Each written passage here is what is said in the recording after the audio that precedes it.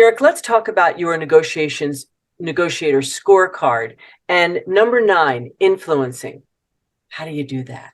Well, influencing is really important. There's 6 issues that we need to think about with influencing, and all 6 of them work generally below the level of the conscious mind. Number 1 is liking. Does the person like you or not? Do you put yourself out to like them or to get them to like you? It's so obvious, isn't it? Number 2 is reciprocity, giving things unconditionally for nothing, whether it's friendship, whether it's just business cards and things like that, whether it's an open handshake, a cup of coffee, or a little gift, as long as it's not too big.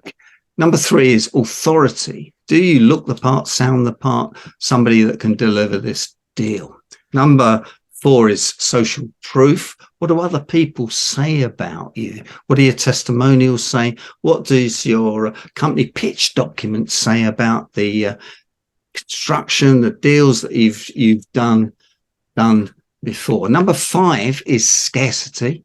People want to deal with people who are busy. People don't want to go to people who aren't busy. And number 6 is commitment. When people have committed to doing something, they have a lot of difficulty going back on it. And there is a 7th one, which is anchoring a higher price and then coming down. So putting in the person's mind or the other business's mind that you're really expensive. But, sometimes you'll come down for the right deal and the right price. So they're the 6 plus 1 of influencing, and from the work of Professor Robert Cialdini at the University of Arizona.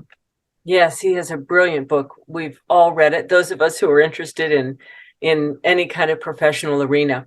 Can you give me an example of how you were able to use one of those techniques to influence someone in your favor on behalf of your client? Yeah, I'm not sure I can. I'll edit that. I have one. Go on. Yeah. I was wondering if you could talk about how you started off at a higher price and then said, but for you, we can do it for this. Tell us about that.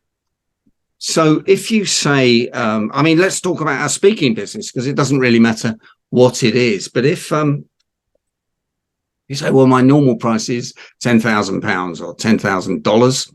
They said, well, that's a bit expensive. Well, I tell you what, maybe I could do it on a Friday or a Monday, or maybe I could include the traveling expenses, or perhaps I'll include 50 of my books in signed books for you in the deal. Would that work? So you're bringing the price down as you go along, and you're using what's called variables. So they're variables, things that don't cost you very much money, like your book at the price you can purchase it at, compared with the price that you've got on the back cover.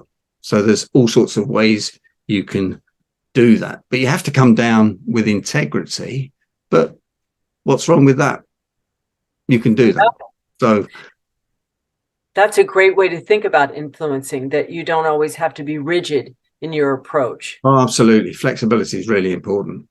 Yes, indeed. Thank you very much, Derek. We'll see you next time. Thanks, Tracy.